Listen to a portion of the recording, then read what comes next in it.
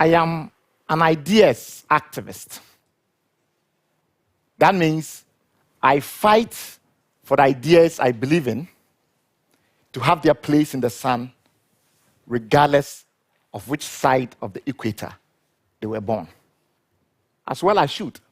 I myself am from that part of the world, often euphemistically referred to as either the global south or the developing world. But let's be blunt about it. When we say those words, what we really mean is the poor world. Those corners of the world with ready-made containers for the hand-me-down ideas of other places and other people. But I'm here to depart a little bit from the script and to try and convince you that these places are actually alive and bubbling with ideas. My real issue is, where do I even start? So maybe Egypt, Alexandria, where we meet Rizwan. When he walks outside the souk, walks into a pharmacy for heart medicine that can prevent the blood in his arteries from clotting, he confronts the fact that despite a growing epidemic that currently accounts for 82% of all deaths in Egypt, it is the medicines that can address these conditions that counterfeiters, ever the evil geniuses they are, have decided to target. Counterfeiters making knockoff medicines.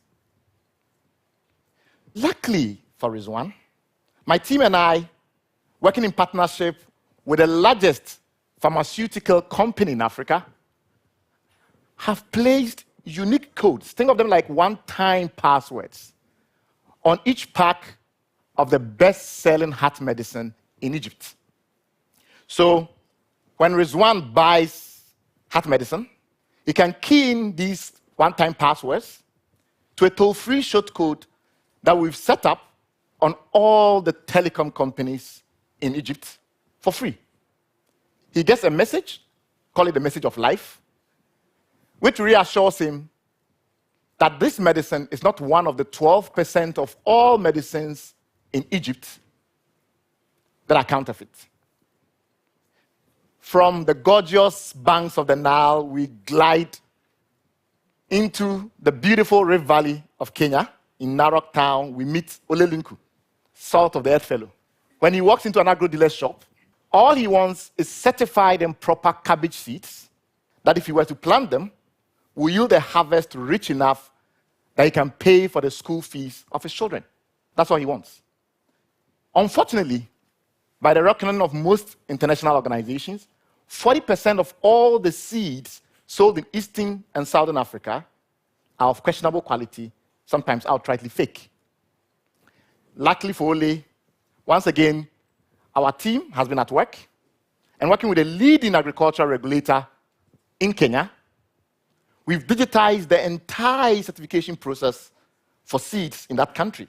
Every seed, millet, sorghum, maize, such that when Olelinku keys in a code on a packet of millet, he is able to retrieve a digital certificate that assures him that the seed is properly certified.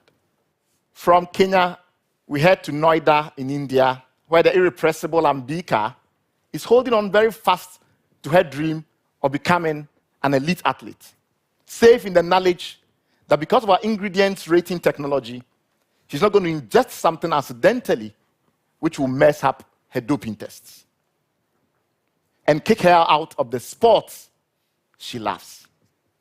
Finally, we are light in Ghana, my own home country, where another problem needs addressing: the problem of under-vaccination or poor quality vaccination.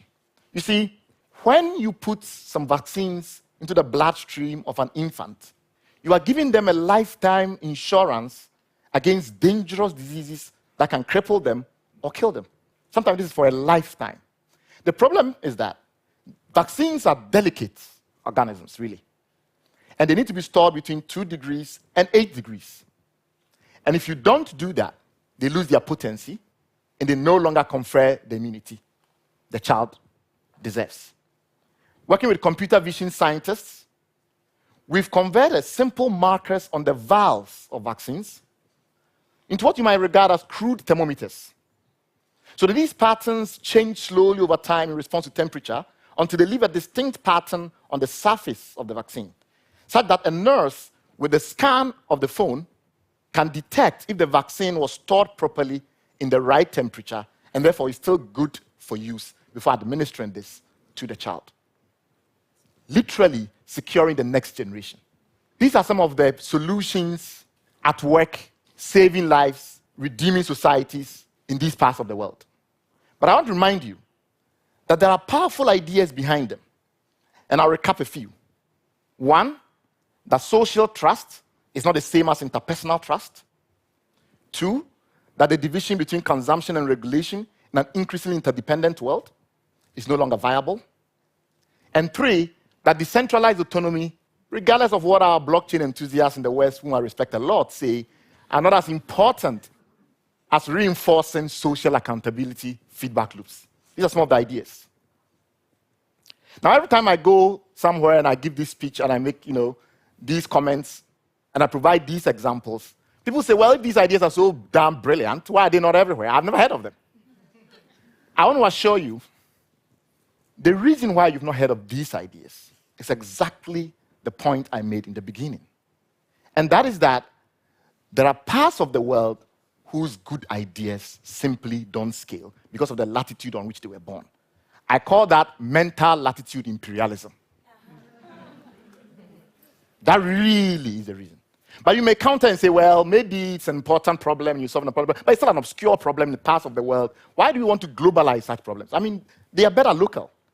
What if in response I told you that actually underlying each of these problems that I've described is a fundamental issue of the breakdown of trust in markets and institutions. And there's nothing more global, more universal, closer to you and I than the problem of trust.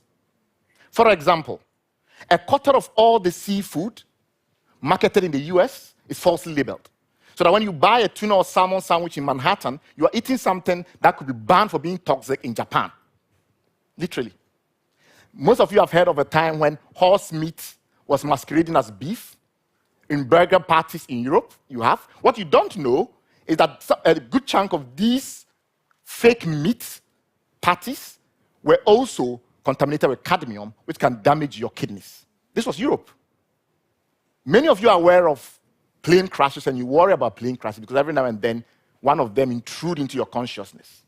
But I bet you don't know that a single investigation uncovered 1 million counterfeit incidents in the aeronautical supply chain in the US. So this is a global problem, full stop. It's a global problem.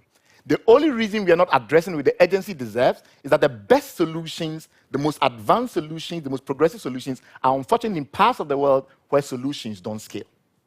And that is why it's not surprising that attempts to create the same verification models for pharmaceuticals are now a decade behind in the US and Europe what is already available in Nigeria, a decade, and costing 100 times more.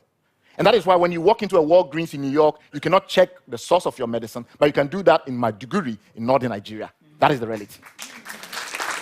That is the reality. So we go back to the issue of ideas. Remember, solutions are merely packaged ideas. So it's ideas that are most important. In a world where we marginalize the ideas of the global south, we cannot create globally inclusive problem-solving models. Now you might say, well, that's bad, but in such a world where we have so many other problems, do we need another cause? I say, yes, we need another cause. And actually that cause will surprise you. It's the cause of intellectual justice. You say, what? Intellectual justice? In the world of human rights abuses? And I explain this way. All the solutions to the other problems that affect us and confront us need solutions. So you need the best ideas to address them. And that is why today I ask you, can we all give it one time for intellectual justice?